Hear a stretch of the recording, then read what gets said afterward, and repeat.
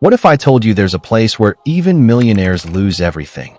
Not to scams, not to gambling, but to their own desire for speed, status, and steel. Imagine walking into a dealership where Lamborghinis glisten under perfect lighting, Ferraris whisper promises of fame, and Rolls-Royces seem to breathe money. But behind that luxury showroom, smell hides something darker.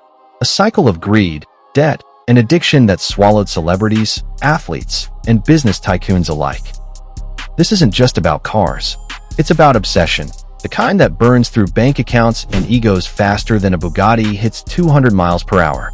Welcome to the world's most notorious exotic car dealership, the place where luxury dreams turn into financial nightmares. Stay till the end, because we'll reveal how this very dealership continues to thrive, even after destroying countless fortunes.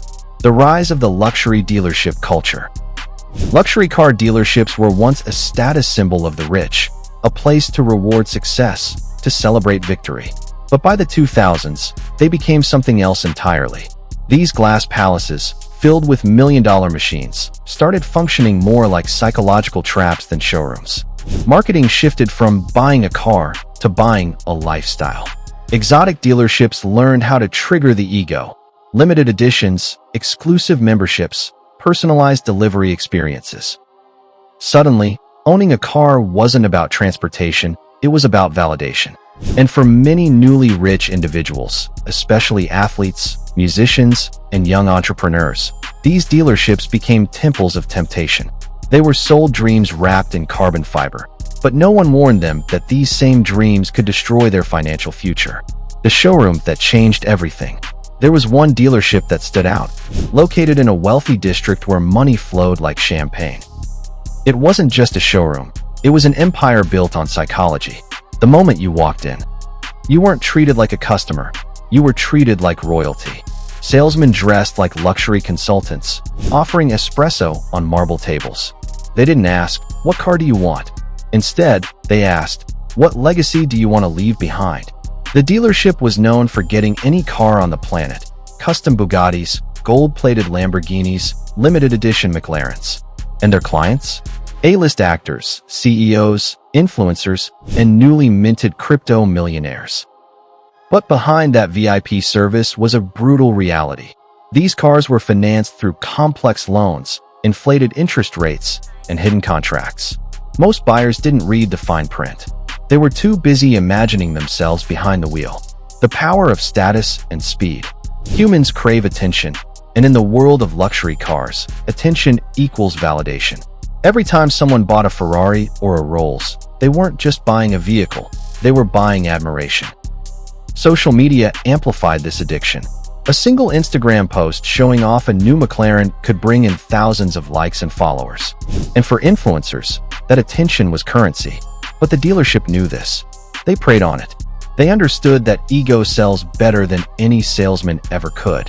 They made buyers feel like kings for a moment, only to trap them in a cycle of monthly payments that would bleed them dry for years. What looked like freedom on the road was actually financial chains hidden under polished metal. When celebrities started falling, the first signs of trouble came when high-profile names began to vanish from the luxury car scene. Reports leaked of celebrities quietly selling off their cars, going bankrupt, or losing homes, all while dealerships continued expanding. One football player famously bought 3 cars in a single visit, 2 Lamborghinis and a Bentley. Within a year, he was broke. His sponsorship deals couldn't keep up with insurance, taxes, and maintenance costs. Another pop star was lured into a VIP financing program that charged double the normal interest rate. By the time she realized, her vehicles had already been repossessed. It became clear that the dealership wasn't just selling cars, it was selling financial illusions. Millionaires who thought they were invincible soon learned that even wealth can be burned out at the red line. The secret business model. So how did this dealership make millionaires go broke and still come out richer every year? The secret was in the contracts. They offered flexible ownership plans and exclusive financing that sounded appealing but were designed to trap buyers in perpetual debt. Clients were encouraged to trade in cars before fully paying them off, rolling unpaid balances into new loans. Every trade-in meant profit for the dealership. The clients, meanwhile, ended up paying triple for cars they technically never owned. Add hidden maintenance packages, insurance premiums, and exclusive member fees, and soon, even millionaires couldn't keep up. It was a revolving door of glamour and regret, a perfectly legal cycle of financial self-destruction disguised as elite luxury. The man behind the machine. At the center of this empire stood a man whose charm could sell ice in the Arctic. A self-made entrepreneur who started by flipping used cars and rose to become a luxury mogul. He understood one thing better than anyone. People don't buy cars, they buy identity. His strategy was psychological warfare masked as salesmanship. Every client was profiled, ego type, profession, net worth, even social media behavior. Then came the pitch, perfectly tailored. Some were told they deserved a new Ferrari. Others were told it would enhance their brand. And once they signed the dotted line, they were part of his world, a world they could barely afford to leave. His dealership wasn't just a business, it was a performance. And every performance ended with him as the winner. It was genius marketing and pure manipulation. Photos turned into illusions, illusions turned into pressure, the human cost behind the glass. Behind every gleaming showroom is a darker story. Employees who burn out from moral conflict. Customers who lose families over debt. Marriages ending because of repossessions. One former salesman confessed, "We weren't selling cars, we were selling destruction." Another said he quit after realizing his top client had filed for bankruptcy, but was still being pushed to buy one last Huracan. The human cost of luxury often goes unseen. For every Instagram photo showing success, there's someone quietly drowning in payments. The dealership's next move. In recent years, the dealership has evolved. With electric cars on the rise and social media influencers becoming new millionaires, it's shifted focus. Now, it markets sustainable luxury and eco-supercars. But make no mistake, the core strategy hasn't changed. The same psychological pressure, the same exploitation of vanity, just wrapped in a greener package. They're no longer selling horsepower, they're selling guilt-free wealth. And once again, people are falling for it. Why millionaires keep falling for it? So why does this keep happening? Why do the rich, people who should know better, keep going broke over cars? Because money doesn't erase human weakness. Ego, competition, and the desire to belong are universal. Luxury dealerships understand that. They sell not to wallets, but to hearts and insecurities. For some, that first drive in a supercar feels like success. But for others, it's the start of financial ruin disguised as fulfillment. The dealership doesn't care which one you become, because either way, they've already made their profit. Lessons from the broken millionaires. The stories that emerged from this dealership became cautionary tales across the financial world.